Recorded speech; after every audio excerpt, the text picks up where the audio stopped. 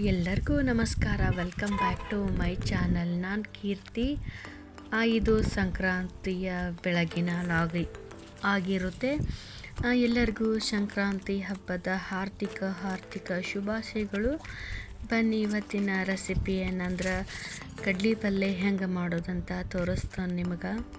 ನಮ್ಮ ಕಡೆ ಹಳ್ಳಿ ಕಡೆ ಅಂದ್ರೆ ಕಡ್ಲಿ ಪಲ್ಯ ಮಾಡೋದಂದ್ರೆ ಹೆಂಗಂತ ನಿಮ್ಗೆ ತೋರಿಸ್ತೀನಿ.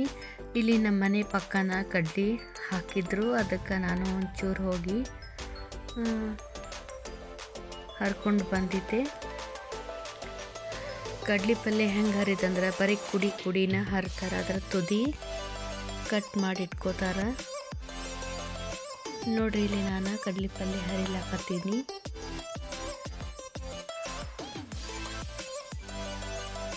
ಮತ್ತು ನಮ್ಮ ಕಡೆ ಸಂಕ್ರಾಂತಿ ಹಬ್ಬ ಕಡ್ಲಿ ಪಲ್ಯ ಮತ್ತು ಎಲ್ಲ ಥರದ ಪಲ್ಯ ಮಾಡ್ತಾರೆ ನಮ್ಮ ಸೈಡು.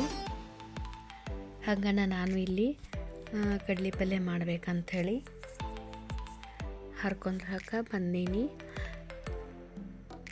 ಪ್ಲೀಸ್ ನನ್ನ ಚಾನಲ್ ಯಾರು ನೋಡಕತ್ತೀರಿ ಹೊಸಬ್ರಿದ್ರೆ ಪ್ಲೀಸ್ ಸಬ್ಸ್ಕ್ರೈಬ್ ಮಾಡೋದನ್ನು ಮರಿಬೇಡಿ. ಹಾಗೆ ನಿಮ್ಗೆ ವಿಡಿಯೋ ಇಷ್ಟ ಆಗಿದ್ರೆ please friends and family share ಮಾಡಿರಿ. ಇವಾಗ ನೋಡಿರಿ, ಅರ್ಧ ಬುಟ್ಟಿ ಅಟ್ಟ ನಾನು ಕಡ್ಲಿ ಪಲ್ಯ ಹರ್ಕೊಂಡು ಬಂದೀನಿ. ಮೊದಲಿಗೆ ನಾನು ಇವಾಗ ನಿಮ್ಗೆ ಹೆಂಗೆ ಮಾಡೋದು ತೋರಿಸ್ತಾನೋ.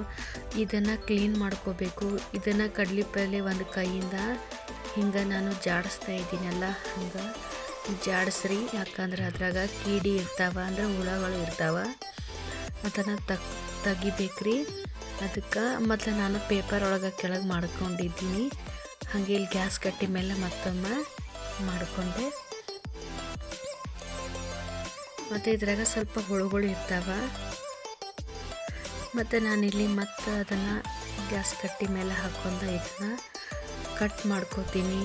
ಅಂದ್ರೆ ಹಲ್ಲಾಗ ಸಿಗ್ತಾವತ್ತು ಹೇಳಿ, ಅಂದ್ರೆ ಉದ್ದುದಕ್ಕೆ ಹಾಕಿದ್ರೆ ಅದು ಚಲೋ ಆಗೋದಿಲ್ಲ ಅಂಥೇಳಿ ಮತ್ತು ಇದನ್ನು ಕಟ್ಟೆಲ್ಲ ಮಾಡ್ಕೊಂಡು ಒಂದು ಪಾತ್ರೆ ಒಳಗೆ ತೆಗೆದಿಟ್ಕೊಂಡು, ಮತ್ತು ನಾನಲ್ಲಿ ಒಣವ ಶೇಂಗಾ ಕಾಳು ತೊಗೊಂಡಿನಿ. ಶೇಂಗಾ ಕಾಳನ್ನು ಕಲ್ಲಿನಾಗ ತಿಕ್ತಾಯಿದ್ದೀನಿ.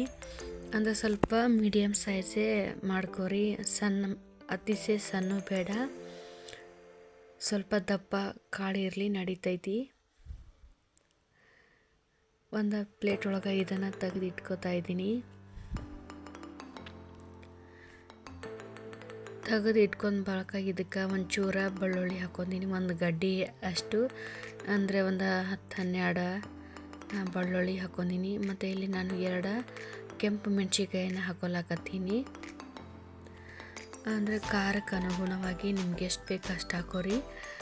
ಇದು ಬೆಳ್ಳುಳ್ಳಿ ಮತ್ತು ಕೆಂಪು ಮೆಣಸಿನ್ಕಾಯಿ ಸೇರಿಸಿನ ಕುಟ್ಕೊಳಕತ್ತೀನಿ. ಇದು ಟೇಸ್ಟ್ ಮಾತ್ರ ಭಾಳ ಚಲೋ ಇರ್ತೈತ್ರಿ. ಪ್ಲೀಸ ಮಮ್ಮಿ ಟ್ರೈ ಮಾಡಿರಿ ಅಂತ ಹೇಳ್ತನು. ಇಲ್ಲಿ ನಾನು ಎಣ್ಣೆ ಹಾಕ್ಕೊಂಡ, ಜೀರಿಗೆ ಸಾಸಿವೆ ಹಾಕ್ಕೊಂಡ, ಆಮೇಲೆ ನಾನು ಶೇಂಗಾ ಕಾಳನ್ನು ಕುಟ್ಟಿಟ್ಟಿದ್ನಲ್ಲ ಅದನ್ನು ಇದ್ರಾಗ ಸೇರಿಸ್ಕೊಂಡ ಬಾಳೋದನ್ನು ಫ್ರೈ ಮಾಡ್ತೀನಿ. ಆಮೇಲೆ ಕೆಂಪು ಮೆಣಸಿನ್ಕಾಯಿ ಮತ್ತು ಬೆಳ್ಳುಳ್ಳಿ ಅದನ್ನು ಇದ್ರಾಗ ಸೇರಿಸ್ಕೊಂಡ, ಅಂದರೆ ಶೇಂಗಾ ಕಾಳ ಹುರಿಬೇಕು ಎಣ್ಣೆ ಒಳಗೆ, ಅಂದರೆ ಕುರುಕುರು ಆಗ್ತಾವ ಎಣ್ಣೆ ಒಳಗೆ. ಅದನ್ನು ಹುರ್ಕೊಂಡ ಮತ್ತು ಕಡ್ಲಿ ಪಲ್ಯ ಹಾಕೋರಿ. ಅದಕ್ಕೆ ರುಚಿಗೆ ತಕ್ಕಷ್ಟು ಉಪ್ಪನ್ನು ಹಾಕೊಂಡು ಇದನ್ನು ಬಳೋತನ್ನು ಫ್ರೈ ಮಾಡಿರಿ.